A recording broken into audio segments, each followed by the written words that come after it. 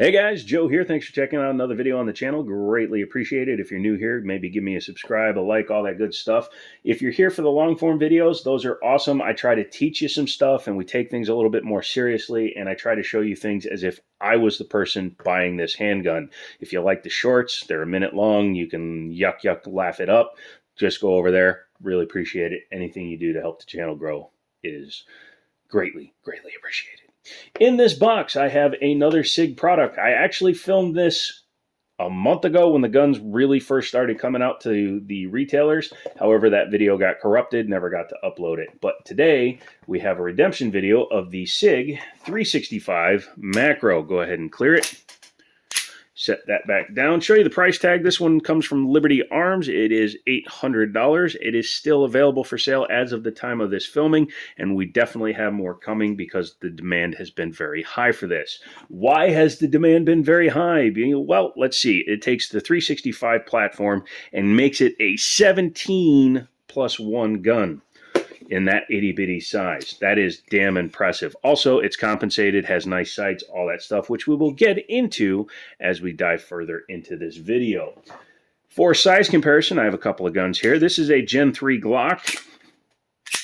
As you can see, it has a polished barrel. I did that because the finish was coming off, but otherwise completely stock. This guy holds 15 rounds. It's more of your traditional double stack Wonder 9 that basically defines the concealed carry market these days. This, the G2Cs and the G3Cs, which are all about the same size. This guy is actually a lot shorter, a lot thinner, much better ergos, and it holds 2 more rounds, even though it is a slightly taller mag, but in a frame size that isn't much different. So congratulations to SIG for being able to do that. In terms of reliability, I've only seen a few videos of them being shot with a lot of rounds, and they seem to be holding up well because fundamentally inside the fire control group is just a 365, which has been around for a few years and is reliable. The only thing they really changed was grip angle, mag angle, and things like that. For another example, this is my SIG 320X Full, which is basically an X5 base, I guess if you want to call it that. Has a lot of X5 stuff on it, but it's not branded X5. But as you can see, this is a full-size gun with a lot of the same features, holds the same round count, but is a much larger gun. Although 320 and the 250 before it really define Sig Sauer's current modeling. Yeah, you can see that this thing is almost the same length as the chambering on this gun. That's insane. As you can see, the magazines are very similar because they're of similar capacity. However, the 365s are slightly thinner. So no, there is no compatibility. You can't run 320s in the 365, and you can't run 365 in the 320. So that's a no-go. This one has a lot of features on it, and at $800, it damn well better. It has a nice grip on it that is more reminiscent of the X series guns. It has interchangeable backstraps, which is new. I think the 322 introduced those, and this is a furthering of that design. As you can see, it has the same cut as the X series guns, has the same flat face trigger, and it also has the X-ray night sight. So a lot of the X features on this gun, which is good, again, because you're paying a lot more for the gun up front, but it's also saving you money in the long run because you don't have to send it out, get the flat face trigger put in, the night sights, etc. The flat face triggers versus the curved triggers of the original, they're about 40% lighter. We'll check that out in a minute. This one does not have the manual safety, but I do know that they will be coming out with a version with a manual safety. One thing that some people don't like about the 365 and the 320 lineup is that they don't even have a trigger safety. Glocks have at least a trigger safety so that when the trigger is not pulled correctly, it won't accidentally discharge. Whereas this will fire regardless of where you pull on the trigger. So off the side, 100% on it, from the side, etc. So maybe you should be a little bit more of an advanced concealed carrier if you're going to run this gun, or get the one with the manual safety when they become available. The optics cut on the top, they've gone to a much more traditional style with actually accessible screws for it. The M17 and the 320s and a lot of the guns from SIG have this plate like this where you have to actually take the slide off the gun, go in from underneath, and remove the plunger tube, which requires dropping the back strap or the back plate cover in order to get it to the screws. And that can cause issues. Like the first time I took the red dot off of this gun, I accidentally put the tube in and it was 180 degrees backwards, and the extractor worked its way out and eventually shot across my yard. In fact, I got to take this out for a test fire to make sure that no other springs came out. Seems to be fine now though. So that is a wonderful idea. Good on SIG. You can see they left a little cutout there so you can see if there's a round in the chamber. That's nice. 1913 style pick rail, single-sided controls, slide lock, slide release, and takedown. No other controls there. And like 365s, it is pinned in, but it is still a chassis system. So if there's a Wilson Combat or a whatever manufacturer, Polymer 80 comes out with something, you can change out the grip panels. Pretty cool there. Let's talk about the elephant in the gun, and that is this. It's kind of looking like the Spectre Comp, much cheaper compared to a Spectre Comp, but this is a compensated gun that only has a 3-inch barrel. Sorry, my hands are pretty weak today. My nerves are bad. I've been up for 39 hours at this point. But as you can see, it has a barrel that only comes to there. This has a standard length 365 barrel with a 365 XL length slide. Why do they do that instead of having a full length barrel with the compensator on the barrel or cuts in the barrel for porting to compensate?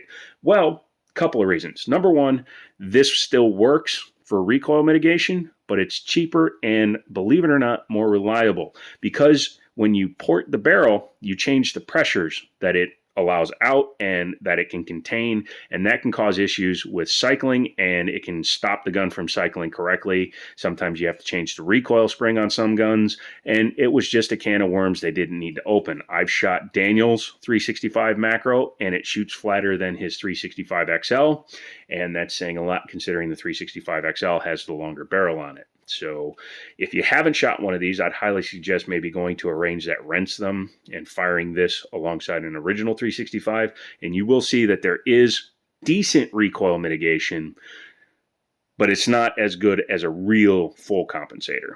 That's why this is called the macro and not the 365 comp. Even though the Spectre comp is called the Spectre comp, it's kind of a weird, thing. Because the compensator is in the front there, they did move the sight picture back. Some guns, custom cut slides and things like that, will retain the sight in the very front position, which can be an issue for like night sights, tritium sights, fiber optic sights. It can actually break fiber optic sights and melt them. So putting the sight back here is a smart move. Rear sight is separate from the plate, so that's nice. If you run a 407K, 507K, etc., or a Romeo, you can co-witness, and that's a good thing. And as you can see, it's a very good picture. I like the high-vis front with the blacked out rears. That's what I run on most of my personal guns. This has the X-ray sights, which has the same thing. Very easy to pick up. Front and rear slide serrations, grab very easy. Although, again, my hands back here are very weak today. That overhand grip is bad, so this way works better for me. Yeah, pretty nice. I like the texturing. The grip is nice. I wish they would put more texturing up here right out of the box. That's why I like this grip, because they run the texturing all the way up. However, if it had the same cut like this one does, that could be an issue for me. When I run this gun fast, I tend to push up, and then when I do that, the slide will lock back even if there's rounds still in it. Oh my God, he dropped on an empty chamber. Shh. Just shh. Let's talk about the trigger. Again, it's the flat face one, which is about 40% lighter than the curved trigger, and single action only. So once the gun is charged, the trigger is live, and then you can pull. It's a little spongy still, but it's lighter, again, than the original style trigger.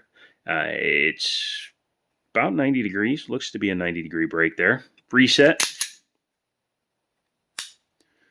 It's about out to the wall, same place. You can see there's take up there. It's not slop. It's not like a Glock trigger. It's not cocking the trigger back to the wall. It's just you're going to the wall where the sear is to drop the, or allow the striker to go forward. And then, yeah, SIGs, man, I don't know why. use a 320 again. SIGs sound spongy. Whereas a Glock, and the fact that I'm using a Glock for a comparison shows you how bad I think even the SIG triggers are, still sound better than even the SIG triggers. But the SIG triggers work, so I don't know. I'm a trigger snob because I have my 1911, obviously. And nothing compares to a 1911 trigger. Don't care who you are. Well, that's enough jibber-jabbing, jawing, and hoober and hotterin'. Let's go ahead and take her apart. Before we do that, obviously, clear it again. A lot of people give me crap for doing it this way, overhanding it. Obviously, I knew the gun was clear this whole time. Typically, if I'm at the range, I'll grab it a little bit farther back over the ejection port. But yeah, so don't give me crap in the comments if I'm grabbing right there. Again, my hand strength is gone today. But anyways, once you've done that, lock it back. Very simple. Drop your gun on the couch. Take down lever, down position. Don't even have to pull the trigger. I do like that. Once you've done that, you can just go ahead and take your captive guide rod and recoil spring out, which I like. Then your barrel comes out and underneath.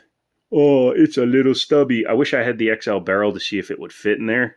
I just don't have one. Obviously, if you did put one in there, it would mitigate the compensator because the barrel would be all the way to the end. The pressure would never hit the compensator. Just, you know, for fun skis. But yeah, it's a very nice barrel though. Nice finish on it. Feels very solid. Has the tilting locking action on it. Inside the slide here. Nicely finished. Got your markings from manufacturing. And again, since the screws don't go through the bottom, it is a much cleaner internally. Yep, that's pretty cool.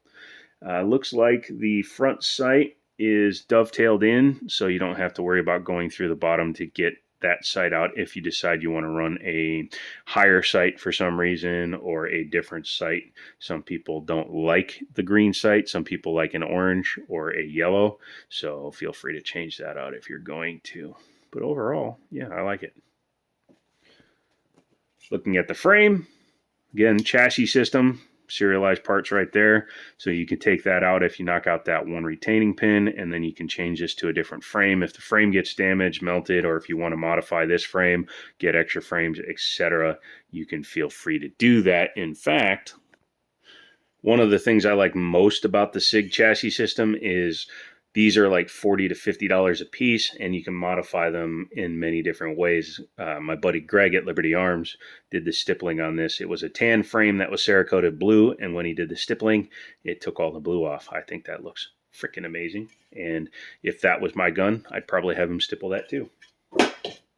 Yeah. What else can we say about it while it's apart? Obviously, like I said, you do have your back strap set up there. And in the box, you get this one, which is more of a hump, versus this one, which is more flat. So if you like more of like a Glock style hump on the back of your grip, that's what that will duplicate. And then obviously you have an even flatter one if you prefer an even thinner profile. Just use as a roll pin, knock that out, swap it over, and you're good to go. Let's go ahead and reassemble it, shall we? And again, I know these videos sometimes can get a little bit cattywampus and I wander around and show different stuff, but I'm looking at these guns as if it was my hard-earned dollars going to be spent on these. So if I show other guns for comparison, if I say I think one gun has better features than the other one, I'm giving you my personal honest opinions, and I hope that you accept those the way I mean them. I'm obviously not trying to throw shade on anybody else, but I'm also not going to try to be beholden to any manufacturer. So if I think a gun sucks, I'm going to tell you that gun sucks. If I think a gun is awesome, I'm going to tell you that gun is awesome. Now, hopefully, I have the recoil spring in the right way. Yeah, looks like we're fine there. Has a different shape there than it does there. And I believe, yeah, you can see on the front of the 320, it does the same thing. So make sure that it's in there correctly and that it's horizontal. Otherwise, it could bind up when the gun goes back together. Make sure that your takedown lever is in the 90-degree position. Otherwise, it won't clear the locking tab. Take your slide. Try a couple of times to get it lined up. There we go. Once it's on there, bring it back. All right, gonna lock it. There you go. Once you get it all the way back, sometimes it'll auto drop, sometimes it won't. So do that, bring it back forward. And there you go, it's back together. What do I think of the Sig Sauer? Yeah, that's the right mag, right? Yeah. P365 macro. I think it's pretty cool. Sorry, I'm on a chair that's a little bit squeaky. I think it's pretty cool. Daniel has one. I've shot his a couple of times. I am not a huge fan of smaller guns. In fact, I almost think Glock 19s are too small for me personally, but I actually do like the way this one feels. The grip is very important to a gun. If it doesn't feel good in your hand, you're not going to want to even try to learn to shoot it well. And this one has a very nice grip to it. So I don't know. I have a couple other guns I'm looking at, a couple other guns in the works. If I didn't have any of those I was working on right now, I probably would pick one up just for a review. Let me know if you guys want to see that down in the comments.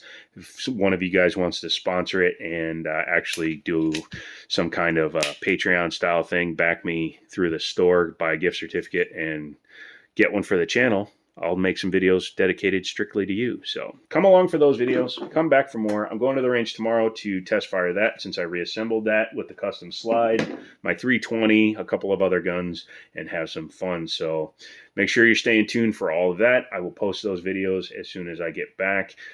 Shorts every day. And yeah, more fun on the way in 2023. So come back for all that. Like, subscribe, share, all that good stuff. And as always, I'll talk to you later.